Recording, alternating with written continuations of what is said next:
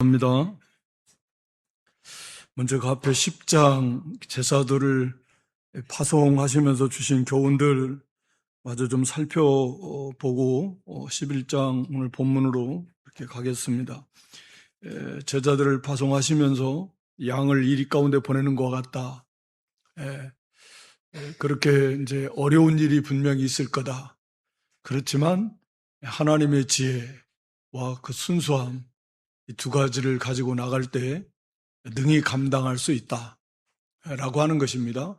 하나님의 지혜는 우리가 성령과 말씀을 힘입어서 하나님을 힘입어 나가 하나님의 뜻을 잘 분별해서 이렇게 나가고 순수함, 그러니까 오직 순수하게 하나님 영광을 위해서 하나님의 나라를 위해서 오직 의를 이루어 나가는 이 순수함이 훼손돼서는 안 된다. 사도 바울이 늘 자기를 쳐서 복종시키면서 갔던 것 중에 하나가 내가 복음을 전파한 후에 예수님께 주께 버림을 당할까 두려워했다라고 했는데 그 버림을 당한다라는 것은 이제 인정받지 못하는 걸 말합니다. 그 사역이 하나님 앞에 인정받지 못하는, 그러니까 하나님의 영광을 위한 것이 아니라 그 속에 어떤 자기 명예의 영광, 이 자기중심, 세상에 속한 것을 추구하는 것이 그 속에 있다라고 하면 그것은 순수에서 멀어진 겁니다.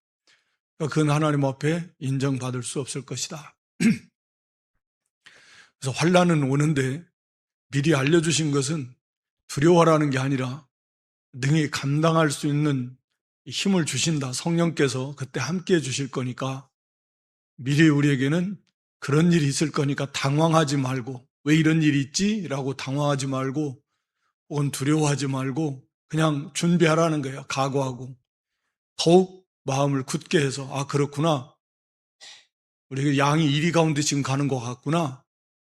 그러니까 사람 의지하지 말고 사람을 삼가하라. 사람 도움을 구하지 말고 사람 의지해서 뭐 해보려고 하지 말고 오직 하나님만, 오직 주님만 바라보고 의지하고 가야 이 사명을 감당할 수 있을 것이다 라고 하는 거예요. 그래서 사람 의지하고 사람 도움으로 뭐 해보려고 하면 반드시 실패하게 될 것이다.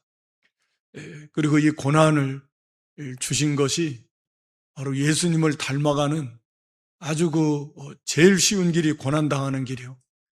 우리가 예수님처럼 흠이 없는 완전한 인격자, 뭐 예수님처럼 지혜롭고 예수님처럼 그렇게 능력을 행할, 그래서 예수님을 닮아간다는 건 정말 힘들고, 그러나 우리는 고난을 통해서 예수님이 당하신 고난처럼 그렇게 우리도 예수님을 닮아갈 수 있다.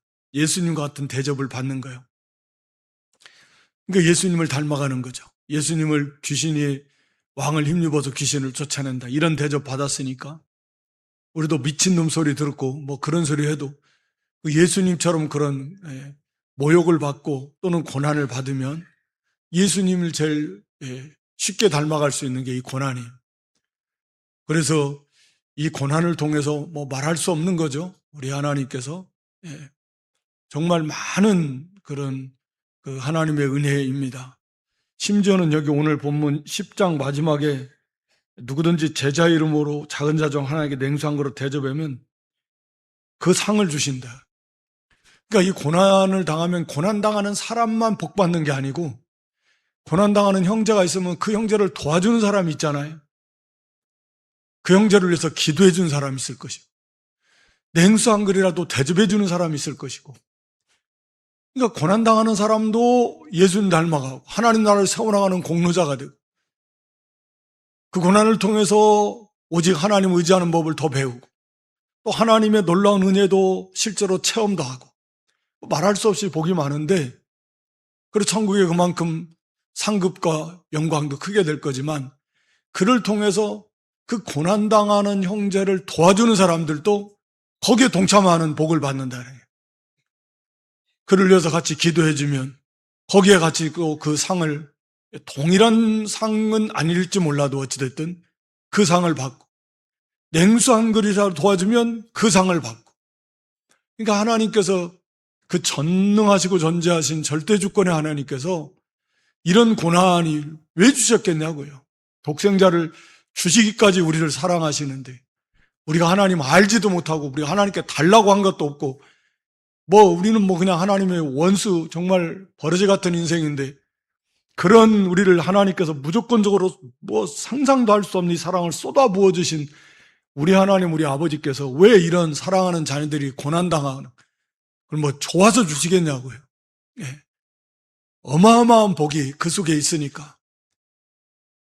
그래서 예수님 닮아고 예수님과 같은 그런 영광에 참여하게 하고 싶으시니까 그런 하나님의 사랑이 담겨 있어서 우리에게 이런 고난 저런 고난을 주시는 거고 그런 고난에 협력하고 도와주는 형제들까지도 같이 복을 받게 하는 이게 참 얼마나 그 사랑이 복 주시고 싶으셔서 얼마나 그냥 쏟아 부어주시고 싶으신 거예요. 우리 하나님께서는 실제로 이렇게 쏟아 부어주고 계시고 상상도 할 수 없을 만큼. 그러니까 사람 그런 거 두려워하지 말아라. 의지하지도 말고 고난이 와도 그거 두려워할 거 없어요. 하나님께서 감당하게 해주신다. 예수님 닮아갈 거니까. 그러니까 목숨, 육신의 몸 죽는 거 두려워하지 말아라. 우리가 그거 이겨야 된다 그랬습니다. 이 몸, 육신의 장막 벗는 거, 몸의 죽음을 두려워하면 결국은 넘어질 수밖에 없는 거잖아요. 그러니까 그것을 두려워하는 그 신앙에 벗어나야 돼요. 그걸 넉넉하게 이기는 믿음. 그래서 말씀을 계속 우리가 묵상하고 또 힘을 얻고 기도하면서 또 믿음에서 믿음을 지켜나감. 소망이 더욱 충만해질수록 부활의 산소망이 충만할수록 육신의 죽음이 전혀 두렵지 않게 될 것입니다. 얼마나 부활의 소망, 부활의 산소망인데 하나님 나라, 이 땅에 사는 것보다 하나님 나라가 말할 수 없이 좋을 것이고 이 부활의 몸을 입는 것이 어떻게 비교가 되겠습니까?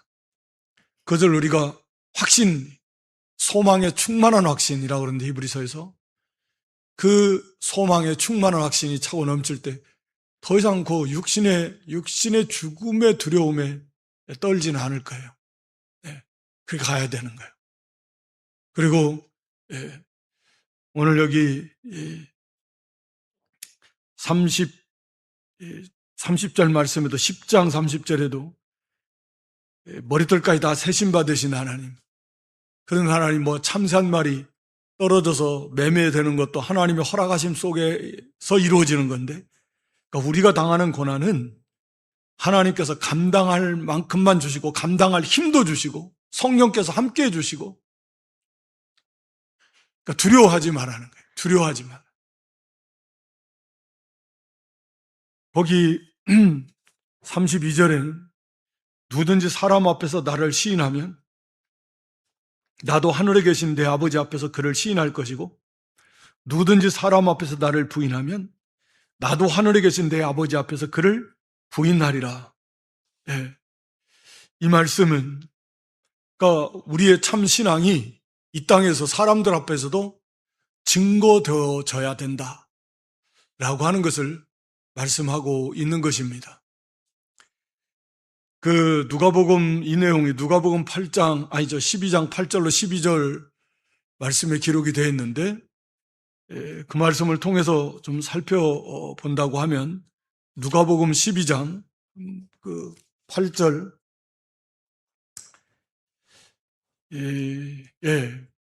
그러니까 여기 누구든지 사람 앞에서 나를 시인하면 인자도 하나님의 사자들 앞에서 그를 시인한다 라고 이렇게 말씀했어요. 그러니까 우리가 아는 대로 마음으로 믿고 입으로 시인해서 구원에 이른다. 그러니까 마음으로 믿어야 주님, 나의 주님이라고 주님을 부르고 고백할 수가 있거든요. 그러니까 믿으려니까 들어야 되고, 들으려면 전함을 이렇게 보냄을 받아서 전해줘야 되고, 그래서 마음으로 믿고 예수를 그리스도라고 부르는 거예요. 고백하는 겁니다. 그러니까 사람 앞에서, 이건 어떤 편안할 때는 우리도 다 예수를 그리스도라고 시인할 수 있겠지만, 어떤 위협 앞에서, 때는 목숨을 위협받는 그런 위협 앞에서 시인할 수 있겠는가? 라고 하는 거예요. 참 믿음은 시인하는 거라는 겁니다. 네. 그래서 참으로 참된 믿음을 가진 사람은 담대하게 어떠한 경우를 막론하고 거기에서 예수를 그리스도다라고 이렇게 시인하게 되는 것입니다. 그런데 사람 앞에서 나를 부인하는 자는 9절에 누가복음 12장 9절에 부인하는 자는 하나님의 사자들 앞에서 부인을 당하리라. 그러니까 이제 이 부인한다라는 이런 단어의 의미는 그러니까 의도적으로 믿지 않는 거, 부인하는 걸 말하는 거예요. 그러니까 우리가 아는 대로 베드로도 모른다고 했잖아요. 3번씩이나. 그럼 뭐 베드로도 그러면 구원 못 받아야 되겠네? 예, 그런 게 아니에요. 오늘 여기 누가복음 12장 10절에 보면 누가복음 12장 10절 보여줘 보세요. 예, 누구든지 말로 인자를 거역하면 사하심을 받아라. 왜? 회개하니까. 이런 경우는 그러니까 베드로처럼 모릅니다.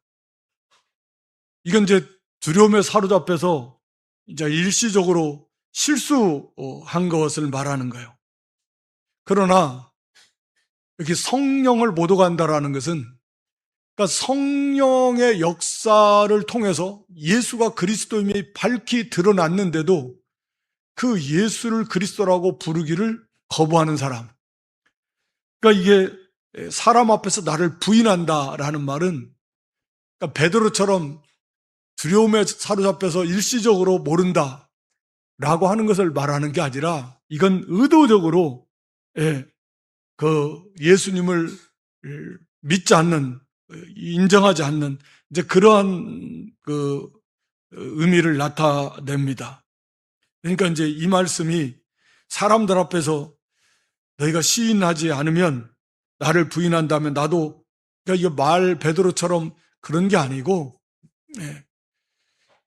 우리가 어떠한 경우에서라도 우리 성도는 하나님 앞에서 담대하게 예수님을 나의 주님이시다, 나의 구주 그리스도임을 시인할 수 있는 믿음이 돼야 된다라는 거예요. 그러니까 두려움 때문에 베드로도 두려움 때문에 결국은 부인했지만 회개하고 구원을 받은 건데 그러나 그런 그 실수가 아닌 의도적으로 아예 모독하는 거, 예수님을 따르는 것을 마치 그 모독 수치스러워하는 이제 그런 의미를 말하는데 그런 사람들은 그것은 하나님 앞에 당연히 하나님도 나도 너를, 예수님도 나도 너를 모른다라고 이렇게 부인을 하시게 된다라고 하는 걸 말씀하고 있는 겁니다.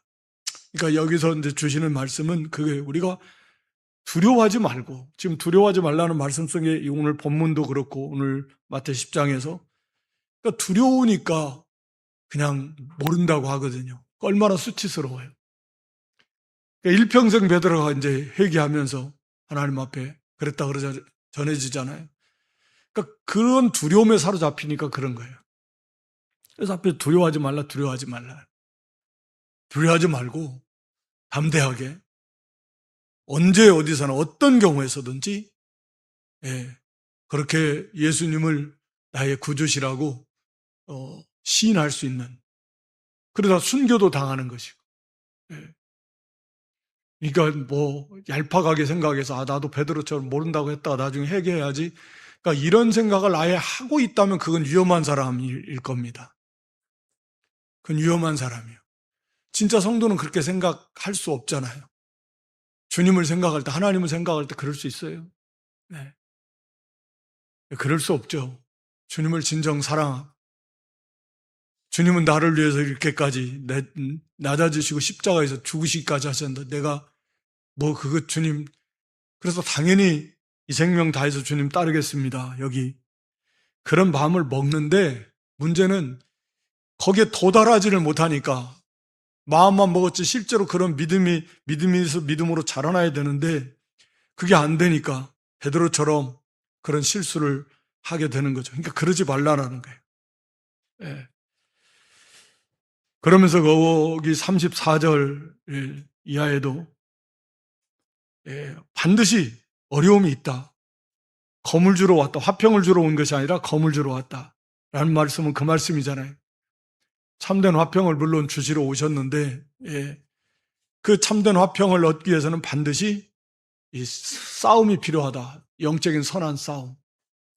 그 싸움을 통해서 그리스도를 전파하고 그리스도를 믿을 때에 비로소 참 평화가, 참된 화평이, 하나님과의 화평이, 또 그 안에서 사랑과의 화평이 그 속에 있는 것입니다. 그러니까 이제 그것을 이게 가르쳐 주신 거예요. 그래서 집안에서부터 당연히 분란이 일어난다. 이게 당연한 거예요. 집안에서부터 가까운 데서 또 분란이 일어나요. 부모 자식 간에, 뭐 부부지간에도 일어나고, 부모 자식 간에도 일어나고, 고부지간에도 일어나고. 그래서 예수님 믿는 것 때문에 분란이 일어나고, 그래서 핍박이 일어나고, 그래서 원수가 자기 집안 식구다. 그러니까 사람의 원수가 자기 집안 식구 제일 가까운 데 있다라는 거예요. 원수 노릇한다는 거예요. 가족들이. 예수님 믿지 못하게 핍박한다라는 거예요. 그런 줄 알라는 거예요. 그런 줄 알고, 그러니까 이제 나중에 시어머니 돌아가시면 교회 다녀야 되겠다. 그런 분들 종종 있어요. 그죠? 또 어떤 분은 아들이 싫어해서, 그럼 아들이 돌아갈 때, 거꾸로도 안 되잖아요, 이게. 어떤 분은 막 아들이 있어서, 그럼 뭐 어떡하라는 거예요. 어떤 분은 이제 어머님이 너무 저기여서, 그럼 어머니 돌아가시면 나오겠다, 뭐 그런 얘기도 들어보고. 뭐 그런 거거든요. 그러다가 못 나와요, 사실은. 그러니까, 자기 집안, 집 안에서부터 어디서든지 하여튼 이 복음을 전하고 그 길을 걸어가려면 분란이 있는 것이 당연하다. 그런 줄 알고, 그렇게 각오하고 딱 준비하고, 그리고 가야지. 그런 거 없이 가면 금방 또 흔들리고, 아직은 뭐 때가 아닌가 보다 하고, 그거 아니죠. 그래서 거기 이어서 주신 말씀이 언제나 아버지나 어머니를 나보다 더 사랑하는 자, 내게 합당하지 않다. 예수님께 합당하지 않다라는 거예요. 이게 문자적인 의미는 그런 사람은 나에게 가치가 없다. 예수님이 그렇게 여기시는 거예요. 또 아들이나 딸을 나보다 더 사랑하는 자, 내게 합당치 않다. 내 가치가 없고, 또 자기 십자가를 지고 나를 따르지 않는 자도 내게 합당하지 않다. 그러니까 우리가 예수님을 알면 알수록, 하나님을 알면 알수록 여기에 가까워져 가는 거죠. 사실은 뭐 어떤 의미에서 사도 바울처럼 그렇게 어떤 특별하게 부활하신 예수님이 확 나타나셔가지고 바울이 거기서 완전히 거꾸러지고 그 예수님을 영접한 그런 경우인데 보통은 그렇지 않거든요. 교회를 다니면서 알게 모르게 자기도 모르는 사이에 이렇게 중생하는 경우도 많고 그러죠. 어떤 물론 계기를 통해서 또 막 이렇게 회개하면서 더 믿음다운 믿음이 막 이렇게 또 세워지는 경우도 있고. 그런데 이제 뭐 교회에 이제 막 나오기 시작했는데 이런 말씀 들으면 이게 큰 문제예요. 이게 너무 무거운 말씀처럼 들릴 수 있거든요. 이제 믿음도 안 들어갔는데 자기 부모, 심지어 자기 아들이나 딸, 부모라면 자기 마누라라면 어떻게 그럴 수 있겠다 생각해 보겠는데 아들이나 딸보다도 이러면 이제 힘들 수 있거든요. 그러니까 이게 이제 목표예요, 사실은. 처음부터 다 이렇게 가면 너무 좋은데, 이제 그게 하나님은 우리에게 그런 하나님이에요. 우리가 그렇게 섬겨야 마땅한 하나님이시. 우리가 그렇게 섬겨야 마땅한 주님이십니다. 그런 믿음이에요. 그런 믿음이 먼저 돼야죠. 그래야 이게 따라갈 수 있는 거지. 하나님이 그런 하나님이시고 우리 예수님이 그런 주님이시라고 하는 것을 먼저 알아야, 깨달아야 그런 믿음이 돼야 될 거예요. 무턱대고 그렇게 와라 그러면 가겠냐고요. 그런 믿음이에요. 그런 사랑을 동일하게 우리가 다 받았는데 그렇게 믿음이 좀 깨달아서 좀 자라나서 지식적으로라도 우리가 그렇구나. 어느 정도만 가도 다 알죠. 그렇구나. 하나님이 어떤 분이신데 나를 위해서 어떤 사랑을 베풀어 주셨는가. 이게 우리 주님이. 그러니까 당연히 나는 뭐 나 같은 건 뭐 100번, 1000번 죽어서라도 주님을 따라야지. 그게 당연하게 갖는 구원받은 성도라고 하면 성령의 은혜 속에서 갖게 되는 마음일 것이고, 이제 그런 믿음이 좀 되고, 이제 그 길을 실제로 따라가는 것은 또 다른 문제니까, 일생 동안 그렇게 따라가는 건 이제, 그렇게 마음을 먹었다고 되는 거 아니잖아요. 어림도 없죠. 뭐, 베드로도 뭐, 어디를 가든지 막 목숨까지라도 다 바칠 준비가 돼 있다. 사실 그랬거든요. 그런데 안 되잖아요. 그게 마음만 먹는다고 되는 건 아니니까. 그러나 이제 그런 과정들을 거치면서 이제 실제로 그런 믿음에 도달을 하게 되는 것입니다. 그러니까 이런 하나님이시고 이런 주님이시고 그런 주님을 우리가 그렇게 알고 그렇게 믿고 사랑하면서 그렇게 주님을 제일로 여기며 주님을 따라가는 부모도 공경하고, 물론 아내 사랑하고 뭐 남편 사랑하고 또 자녀들 물론 뭐 다 사랑하지 말라고 사랑하는데 다 사랑해야죠. 당연히. 그렇지만 하나님보다 더 사랑해서는 안 된다. 당연히. 하나님을 섬기고 따라가는데 그것 때문에 지장을 받아서는 안 된다. 그런 믿음과 분명한 그런 깨달음이 있고 이제 그걸 향해서 일생 동안 자기 십자가를 지고 가는 겁니다. 어려움이 와도 죽음이 뭐 자기 목숨, 자기 십자가, 이건 죽음이에요. 십자가는 결국 죽는 건데 최고의 형벌인데 단순한 뭐 고난도 물론 포함이 되지만, 그러니까 자기 십자가를 지고 당연히 우리도 주님을 따라가야 된다. 그러나 이제 자기 목숨을 위해서 그것을 버린다면, 그러면 목숨을 얻기 위해서 십자가를 버린다. 그러면 이제 결국은 영원한 생명을 잃게 될 것이다. 그렇게 될 것입니다. 참 믿음을 가진 성도는 이게 이제 자라나야 돼. 그래서 어떤 어려움이 와도 끝까지 주님을 부인할 수 없다. 자기 십자가를 지고 가는 겁니다. 그러니까 자기 십자가니까 하나님께서 감당할 만한 십자가를 주시는 것 같아요. 안 되는데 막 다 순교당하라고 하면 어떻게 해야 되겠습니까? 물론 그것도 하나님의 은혜로 당하는 거고 하나님의 은혜 줘서 가는 거지만, 그러니까 자기 십자가예요. 각자에게 하나님이 주시는 감당할 만한 그런 고난일 것입니다.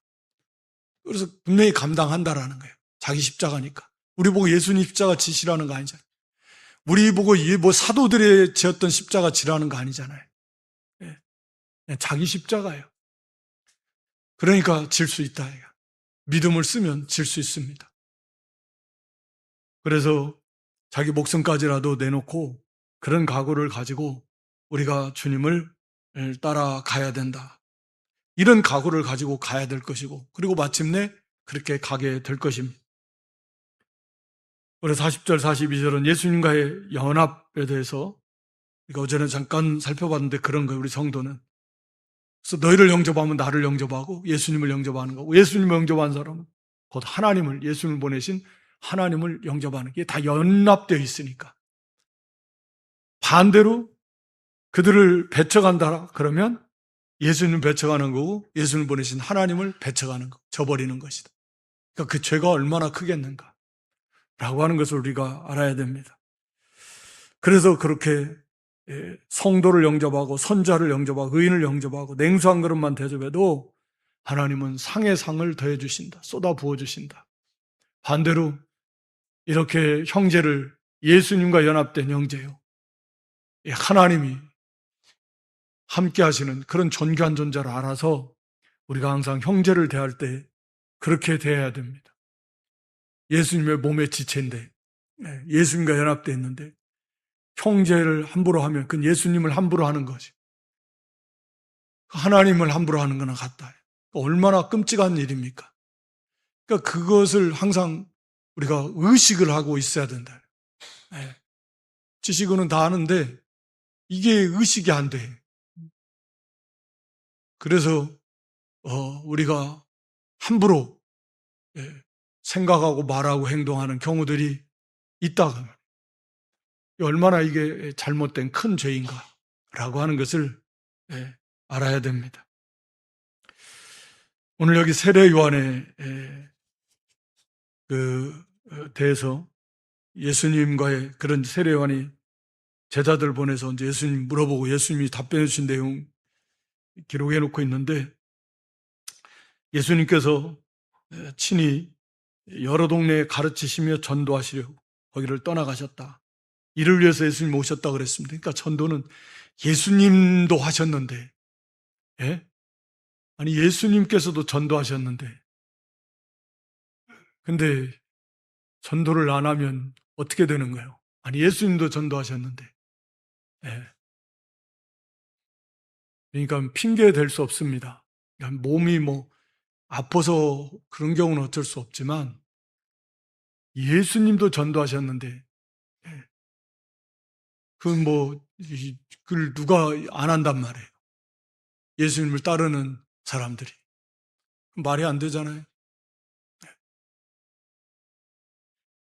그때 이제 그 세례 요한이 감옥에 갇혀 있을 때고, 그 예수님이 하신, 그리스도께서 하신 일을 듣고, 여기 이제 그리스도라는 표현을 그래서 쓰는 건데, 요한 자신도 바로 예수님이 그리스도시다라고 소개했던 장본인이잖아요. 보라, 세상 죄를 제거하는 하나님의 어린 양이다. 나는 그분의 신들매를, 신발끈을 풀기도 나는 부족한 사람이다. 예수님에 대해서 밝히 가장 확실하게 그때까지 증거한 사람, 세례 요한, 이 정도로 자세하게 증거한 사람은 없고, 예수님을 직접, 예수님에 대해서 그만큼 많이 알고. 그랬는데, 그런데 제자를 보내서 물어보는 거죠. 오실 그분, 즉 오실 메시아가 바로 당신이 메시아가 맞습니까? 아니면 진짜 우리가 진짜 다른 메시아가 있는 겁니까? 그러니까 세례 요한이 생각할 때, 아니 예수님이 그리스도시라면, 메시아시라면 지금 이 일어나고 있는 이 불의한 일들 다 심판해 버리셔야 할 거 아닙니까? 로마의 저 불의한 세력들도 다 깨트려 버리셔야 되고, 이 헤롯 왕의 이 불의한 위정자들, 이 불의와 불법을 이렇게 저지른 이런 자들도 다 심판해 버리셔야 되고, 이런 뭐 바리새인들, 외식하는 자들, 막 독사의 자식들하고 세례 요한이 막 외쳤는데 다 심판하시고, 그 다윗 왕국처럼 메시아 그 왕국, 그리스도의 왕국을 세우셔야 될 거 아니에요. 그런데 자신이 지금 이렇게 불의하게 잘못을 책망을 했죠. 헤롯이 자기 이복 동생의 아내를 취했으니까 얼마나 불의한 일입니까? 그러니까 그거 책망을 했더니 그냥 그래서 옥에 가두고 결국은 그 여자의 요청으로 인해서 이 목을 잘라서 죽이잖아요. 그러니까 세례 요한이 감옥에 갇혀 있는데 분명히 예수님이 그리스도인이라고 본인은 믿고 알았는데, 그런데 잠잠히 계신단 말이에요. 그러니까 이제 거기서 혼란이 온 거인 거죠. 아니지, 왜 그리스도시면 왜 안 하시지? 그러니까 이게 이제 세례 요한이 가진 이제 그리스도관에 약간의 그러니까 부족한 면이 있었던 거죠. 그런 면에서 보면 우리가 오늘날 가지고 있는 그리스도의 구원론에 비하면 세례 요한하고는 차이가 많이 나죠. 우리는 세례 요한보다 훨씬 뛰어난 바른 정확한 그런 구원론, 그리스도 기독론을 가지고 있는 거죠. 그거 모르는 사람은 어디 있어요? 근데 당시 세례 요한은 그걸 모르는 거죠. 정치적, 세상적 그리스도관을 가진 거예요. 메시아관을. 그러니까 오늘날 우리가 뭐 받아서 알고 있는 이 진리의 세계가 사실은 어마어마한 거죠. 구약에 뭐 난다긴다는 그런 성도들, 선자들도 모르는 거예요. 뭐 몰라요, 몰라. 그런 진리들이 얼마나 많은데. 그런 진리들이 오늘날 우리가 얼마나 많이 받아서 알고 있습니다. 그런 면에서 신약시대 교회 천국에서는 지극히 작은 자도 세례요한보다 크다라고 이렇게 예수님이 말씀하신 거잖아요. 그러니까 이게 이제 항상 보면 이 세례요한이 왜 이런 이제 시험에 들고 약간 그런 어려움을 겪냐면 자기의 생각을 하나님의 뜻을 잘 모르고 자기 생각이 옳은 줄로 알았기 때문에 그런 거예요. 그러니까 자기가 가지고 있는 그리스도관, 메시아관이 옳은 줄 알았던 거죠. 하나님의 계획은 그게 아닌데 세례 요한 같은 사람들도 왜 그렇게 막 광야에서 금식하면서 기도하면서 그렇게 보낸 사람이잖아요. 삶이 가서 뭐 며칠 따로 한 게 아니고 아예 광야에서 메뚜기 잡아먹으면서 야생 꿀 먹으면서 그렇게 뭐 늘 기도하면서 묵상하면서 막 얼마나 경건하고 오직 하나님의 나라, 오직 하나님의 영광, 오직 그리스도 정말 그거에 전문으로 다 거기에 바쳐진 사람이거든요. 세례요한 같은 사람은. 아니, 그 경건은 뭐 우리가 어떻게 따라가겠습니까? 그런 면에서는 정말 뛰어난 사람이고 하나님 앞에 하늘에서 그만큼 큰 자가 될 것입니다. 그 삶 자체가 그렇게 살았으니까요. 네. 전적으로 다. 그런 세례 요한조차도 이런 이제 진리를 몰랐던 거죠. 하나님께서 가르쳐 주지 않으면. 그러니까 엘리야 같은 경우도 자기 생각, 이걸 모르는 거예요. 자기 생각, 하나님의 뜻은 모르고 자기를 통해서 이게 완전히 이스라엘을 완전히 변화시킬 줄 있는 줄 알았어요. 그런데 막 하늘에서 불이 내려오는 어마어마한 역사가 일어나면 막 다 뒤집어져서 이제 될 줄 알았는데 상황이 전혀 더 악화가 되잖아요. 자기 생각하고는 안 맞아요. 자기가 기대했던 것하고는 안 맞아요.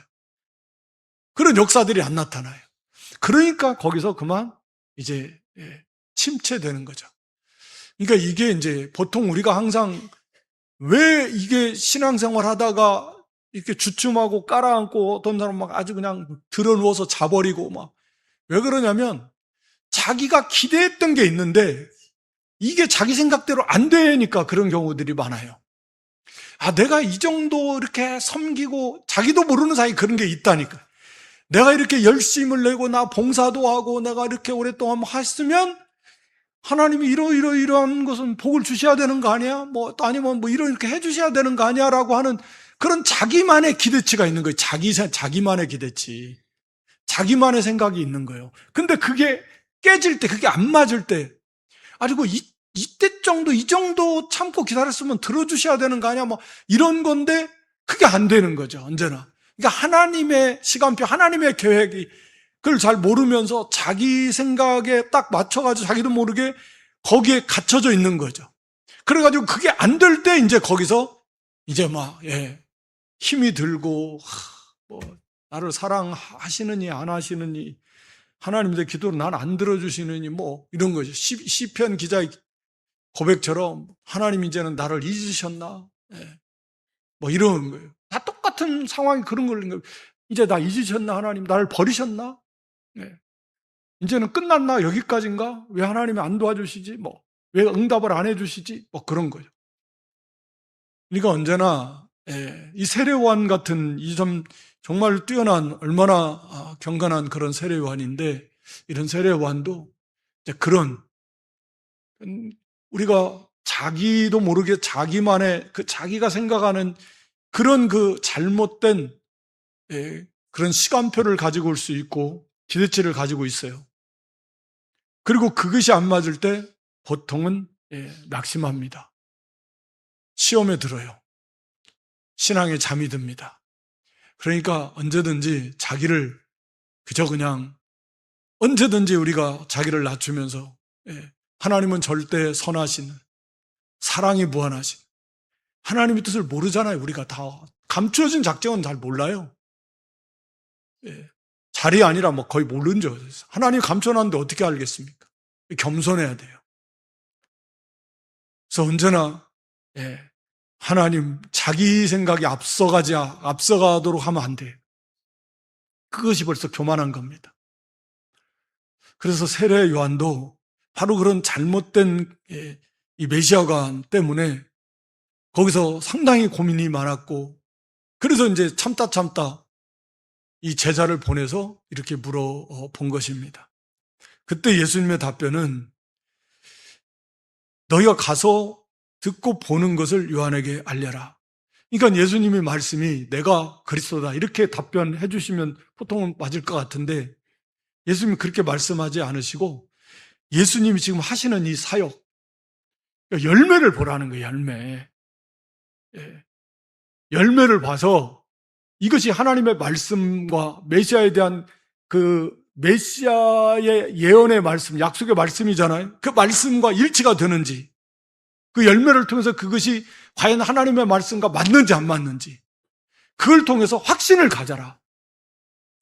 그러니까 예수님께서 신이 맞다, 내가 그리스도다 이렇게 말씀하셔도 될 것 같은데 그거보다 더 확실한 게 그 예수님이 하시는 사역 열매가 하나님의 말씀, 즉 하나님께서 약속하신 앞으로 메시아가 와서 해야 될 일을 예언해 놓으셨잖아요. 거기 5절에 맹인이 보며 못 걷는 사람이 걸으며 나병한 자 깨끗한 분, 못 듣는 자가 죽은 자가 살아나고 가난한 자의 복음이 있어서 이거 이사야 35장 5절로 6절 말씀에 이렇게 예언해 놓은 것이고 이사야 61장 1절에도 메시아의 사역에 대해서 예언해 놓은 본문들이거든요. 그러니까 이거 다 잘 알 거니까 성경을 알잖아, 하나님의 말씀을. 그러니까 그 말씀에 비추어서 예수님의 사역의 열매가 하나님의 말씀과 딱 맞는가? 맞으면 이건 너무나 분명하잖아요. 흔들릴 게 없습니다. 그러니까 언제나 우리의 믿음이 하나님의 말씀에 딱 비추어서 그 말씀에 딱 맞으면 거기에 확고한 믿음을 가질 수 있다라고 하는 거예요. 그걸 갖는 거지. 예수님께서도 지금 그렇게 가르쳐 주시는 거예요. 예수님의 사역 열매를 봐라. 그리고 이것이 성경 말씀에 맞는가 봐라. 맞으면 그러면 의심할 게 뭐 있냐 이게. 너무나 분명 하나님의 말씀인데. 이거 예수님이 메시아이다. 그러니까 언제나 베레아 성도들도 과연 이것이 그러한가 해서 듣고 성경을 날마다 상고하면서 말씀을 통해서 그렇구나. 그래서 말씀을 비추어서 보니까 이게 맞다.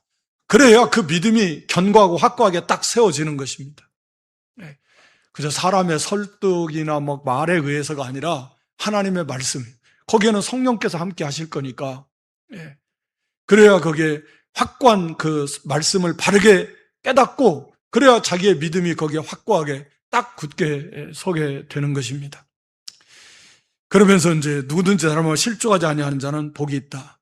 지금 이제 사도 요한이 세례 요한이 지금 살짝 지금 그런 상태에 있는 건데 이래서 예수님께서 그것을 일깨워 주시는 것입니다. 어떤 경우에서도 실족하지 말고 흔들림 없이 굳게 믿어라. 말씀을 일깨워 주는 거예요. 그 말씀을 붙들고. 그리고 이제 떠난 다음에 예수님께서 세례 요한에게 대해서 바르게 평가해 주십니다. 그래서 너희가 무엇을 보려고 나갔냐?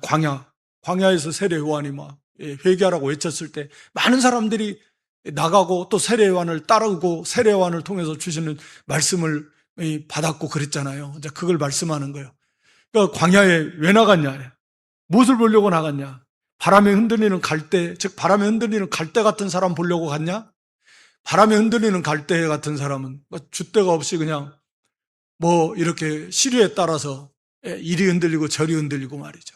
또는 연약함을 상징할 수 있어요. 조금만 하면 연약해서 두려워하고 벌벌 떨거나 흐름에 사람들이 인기에 영합하거나 그런 거.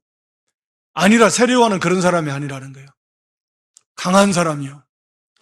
시류에 흐르러 이렇게 편성하는 사람도 아니에요. 왕궁에서 부드러운 그런 위정자들, 권세가들에게 빌붙어가지고 그들에게 거기에서 한몫 얻어서 이복거서 잘 먹고 살치를 누리는 그런 거짓 선자들. 그런 사람 아니라는 거예요, 세례 요한은. 그러니까 지금 옥에 갇혔잖아요.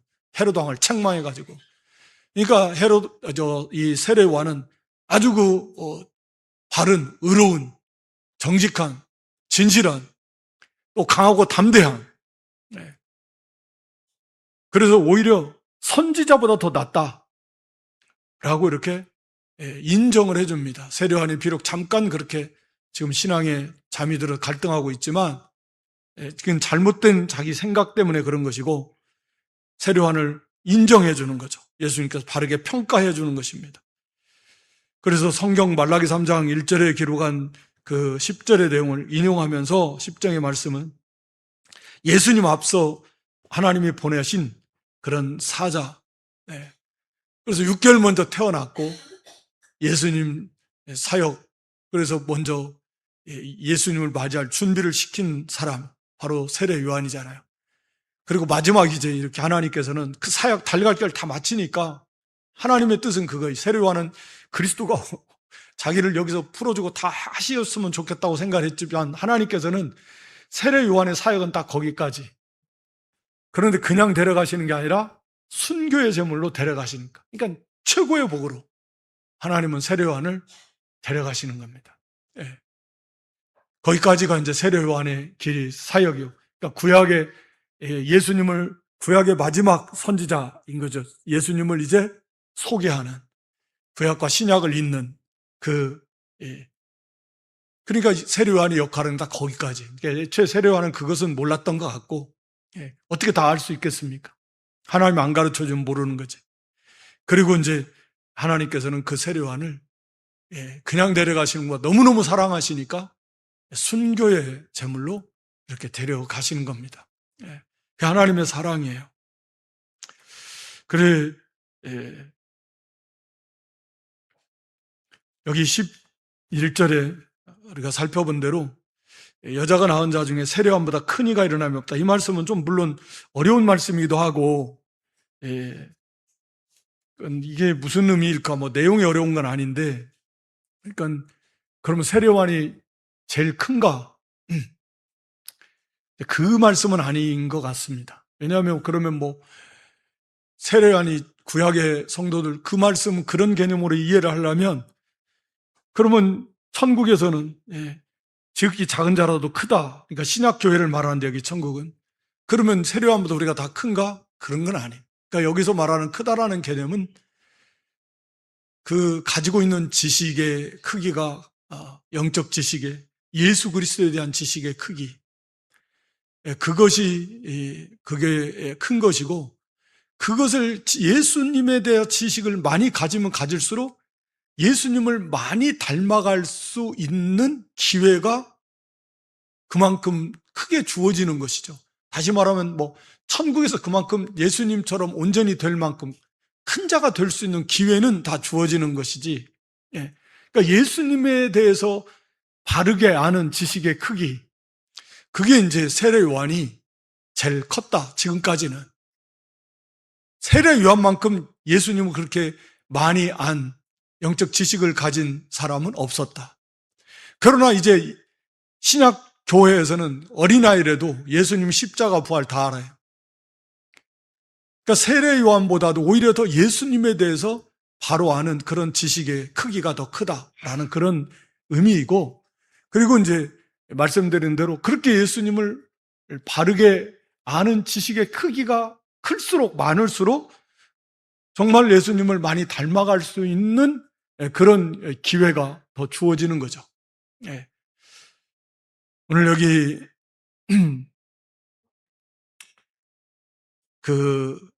이 고난, 예수님을 따르는 자들에게 이 고난이 있다라고 하는 거, 이 하나님의 무한한 사랑이기 때문에 다만 그것을 우리에게 준비시켜 주는 거지 두려워라고 주신 게 아닙니다.